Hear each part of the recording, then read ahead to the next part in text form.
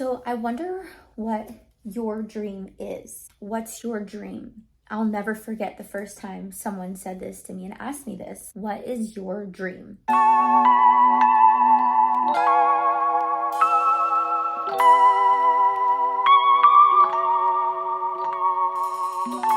I weren't asked these questions, I would have gone my whole life probably not being asked this. And what a difference it has made.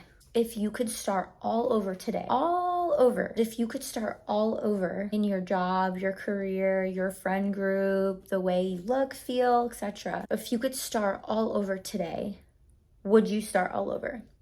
Would you still keep doing what you're doing today if you knew that you had an option, like literally right in front of you, if you just reached out to grab it, if you could change your whole life? Would you be like, no, I'm good. I'm perfectly okay with where I am, what I'm doing, what I'm making, who I'm around, etc. I'm perfectly very, very, very, very okay with where I am. Very happy and very content.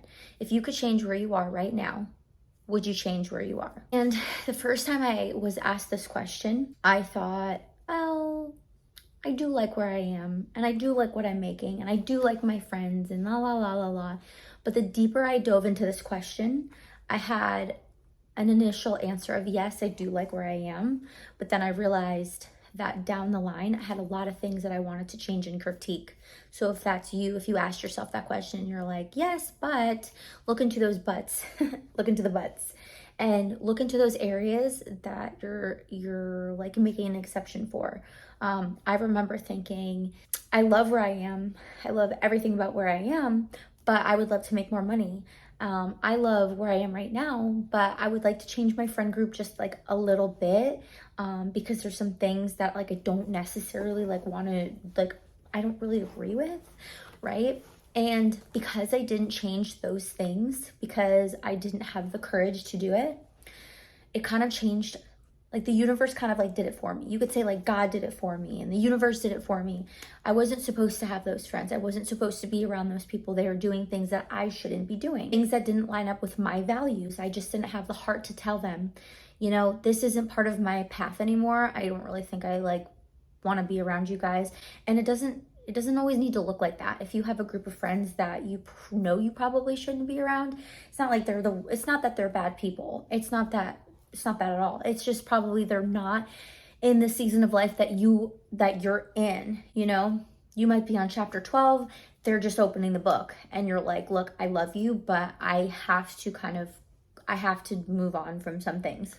So, a lot of the times if you're not going down the right path, really pay attention to the things that are happening to you that you're not happy about.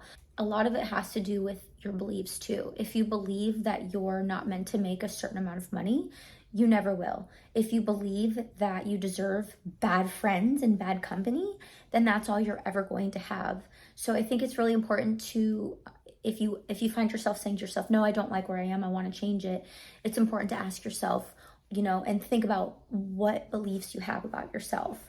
Do you value yourself enough to change those situations? And if the answer is no, well, nothing's going to change. You have to change your beliefs too. I believe that I'm worthy of making more money. I believe I'm capable of making more money. I believe another company will value me. I believe that I can be a business owner. On the other hand, you could say, you know, I believe that I deserve better friends.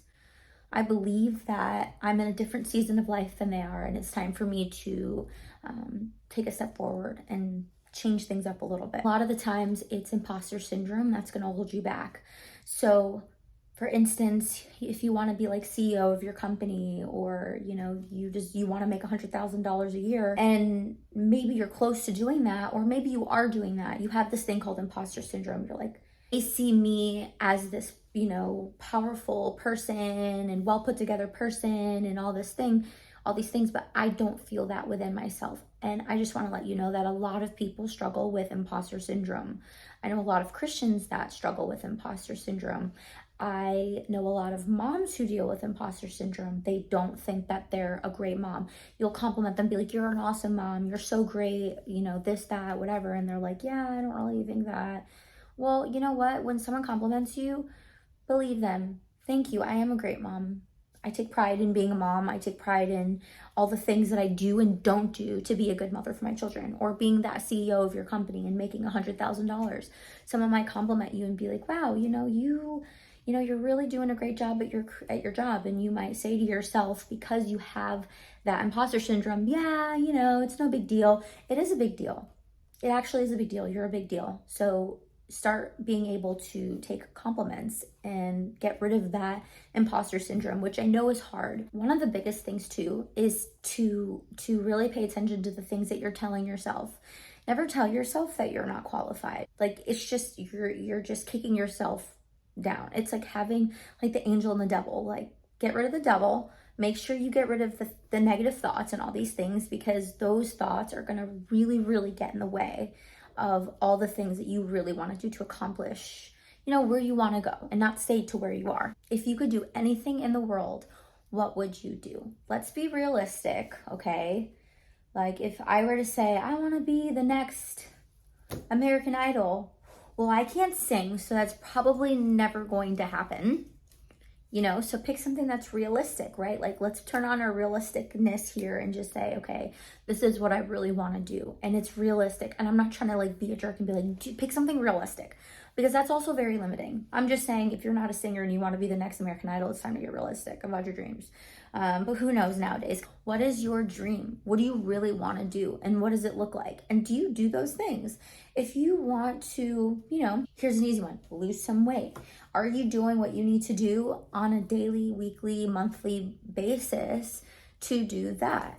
If you want to start a business, well, are you doing the first steps it takes to like start and run your business? If the answer is no, well, then I suggest you, start somewhat of like a little bit of a plan for yourself. And don't let your day end without doing those little things to help you get to where you want to go. This is everything. The top 5 wishes of the dying sounds so morbid, I know, but it's not morbid. It's absolutely beautiful. These top 5 wishes of the dying. Okay, so I think they have some experience on us, and some they have a little bit of grit to their life. So let's just like read what it is. Okay. I wish I had the courage to live a life true to myself, not the ones that others expect of me. How many of you do things just because you know that you're expected to do these things? What would you do if you had control of your life, if you took control of that and lived a life true to yourself? Okay, so the next one. I wish I hadn't worked so hard. I have this image in my brain. I saw this video on Facebook the other day, and I wish I saved it so I could put it in here. But it was a skeleton running with like money, like, how they have those like headbands with like a little fishing thing on the top with like something dangling in front? Yeah, it was money dangling in front. It was a dead man with money dangling in front of his head, and he was running and running and running. And the next thing you know, he like runs and falls into a ditch, and like he's dead. That's it. Okay, that's what I think of when I look at this one. I'm like, we work so hard. We work so hard for money, and then we die. So I think about this every day. I do work hard, and I like to work, and I naturally work hard. It is easy to catch ourselves overworking and overdoing it, or prioritizing, the time you have with your work, with your family, or, whatever. And a lot of people could enroll back and say, well, I have to have that job, and I have to work hard for that job for my family, or else my family doesn't have. It's like, okay, but I'm just reading off what the book says here. I wish I had the courage to express my feelings. I have absolutely no problem with this one. Do you have a problem with expressing your feelings? I would love to know.